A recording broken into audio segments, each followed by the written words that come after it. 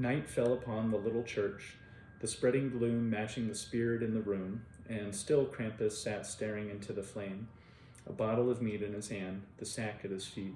The bell-snickles kept their distance, and even the wolves avoided him. Jessie sat cross-legged upon the floor in front of the game of Chinese checkers. Lacey had discovered a box of old games and had managed to recruit Jessie and Vernon to play with her and Isabel. "Go," Lacey said, and prodded Jessie. "What?" "It's your turn, still," Vernon put in. Perhaps if you'd kept your mind in the game, we wouldn't have to keep reminding you." "Oh, sorry," Jessie said absently, and moved the first marble his hand came to. "Ha!" Isabel said, a triumphant grin spreading across her face as she used Jessie's move to advance her marble all the way across the board. "That was brilliant, Jessie," Vernon said. "I can't even find the words." Jessie nodded, hardly hearing him, maintaining his vigil over the Yule Lord, hoping Krampus would come around so they could finally get the show on the road.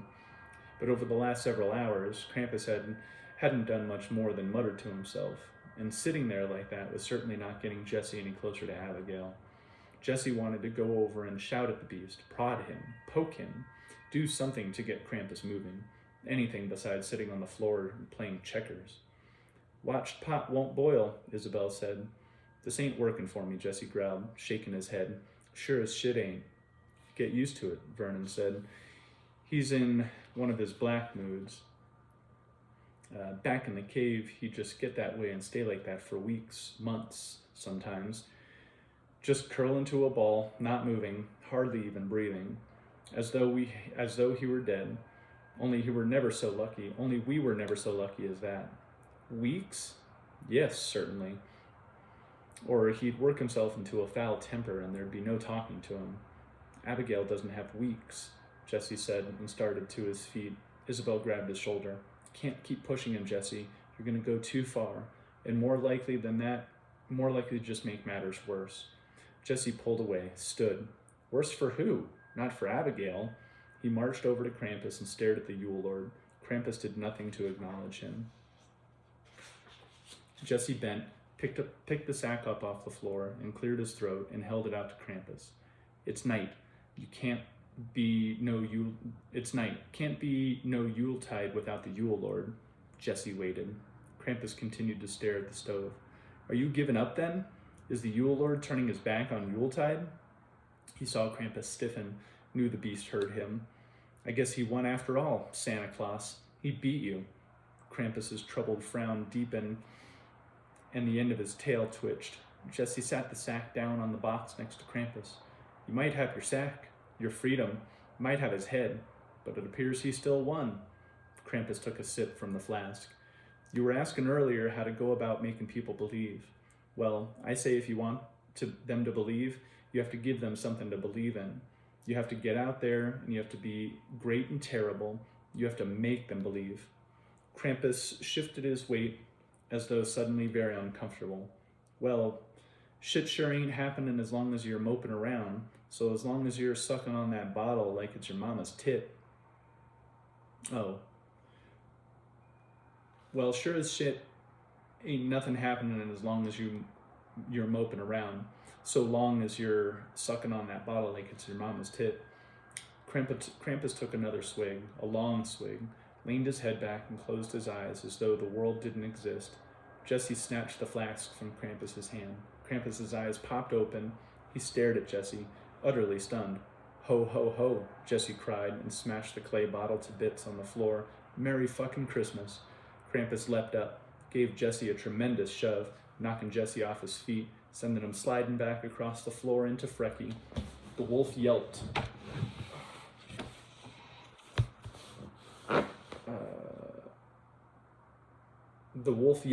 Hobbled to his feet, and limped away from the fray. "I will tear your heart from your chest for that," Krampus snarled, and stomped after Jessie. Jessie sat up, met Krampus's burning eyes, grinned. "There, that's it," Jessie cried. "Be terrible, come on. That's what you do. Be the Yule Lord, not some sulking brat." Krampus stopped, glared. "Who are you to lecture me about giving up?" he sneered. "You, a music maker who is afraid to face his own muse, who works his back who turns his back on the great gifts bestowed upon him and denies the very core of his soul. Yeah, okay, great. You're a loser like me. Way to go. Bah, Krampus growled, throwing his hands up in disgust. He turned away, headed back to the stove, and snatched the sack up off the chair. He held it a minute, crushing the lush velvet in his hands, appearing to be carrying on a silent conversation with it, his head nodding slightly. He let out a grunt, picked up the birch switches. Let's go. He tromped out the door and into the night. The two Shawnee exchanged a troubled glance. He hopped up and rushed after the Yule Lord. hopped up and rushed after the Yule Lord. Vernon slapped his marbles down on the checkerboard, glared at Jessie. Thanks. You know, this is probably the first enjoyable evening I've had in, 100 years. Now instead of playing games around a warm fire, I get to go creeping into people's houses out in the freezing cold. Gosh, somebody pinch me. Jessie gave Chet a kick. Wake up, fuckhead, time to go. Chet groaned, sat up, looked around as though trying to figure out where he was. Once he caught on, he let out a pitiful moan. Tall, dark, and ugly is waiting for you outside, Jessie said. Chet looked as though he wanted to curl up and cry, but managed to crawl to his feet and zombie shuffled his way out the door. Isabel grabbed Lacey's jacket, quickly bundled her up, wrapping a thick scarf around her neck and face and tying the panda cap ear flap securely under her chin. Lacey had to pull the scarf down and push the hat up in order to see. Are we going for another ride in the sleigh? She mumbled through the scarf. We sure are, Dumplin'. You can't bring her, Vernon said. Well, I ain't leaving her here. Isabel, Jessie said carefully, you know we're going to have to find some place for her. Isabel shot him a cutting look. We'll just have to see. Lacey clutched Isabel, clung tightly to her waist. Don't you worry, Shug, Isabel said. You can stay with me if that's what you want. Lacey nodded that she did. Jessie sighed. Isabel, you know this won't work.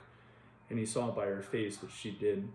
But he also saw how much Isabel needed this little girl right now.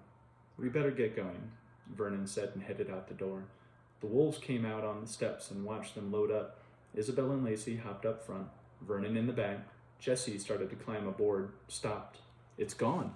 What's gone? Isabel asked, followed his hard stare over to the fallen downspout. Santa's head. They all looked, but there was no trace of the trophy. Coyote must have gotten it, Chet said. No, Jessie said, not with them wolves around. Must have sprouted legs and wandered off on its own then, Chet said with a snort.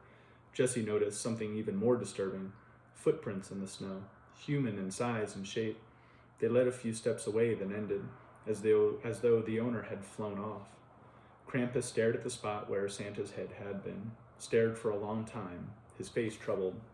It seems my time, it grows short, he said under his breath. Then he slapped the reins, and once again the Yule goats leapt forward and pulled them into the sky.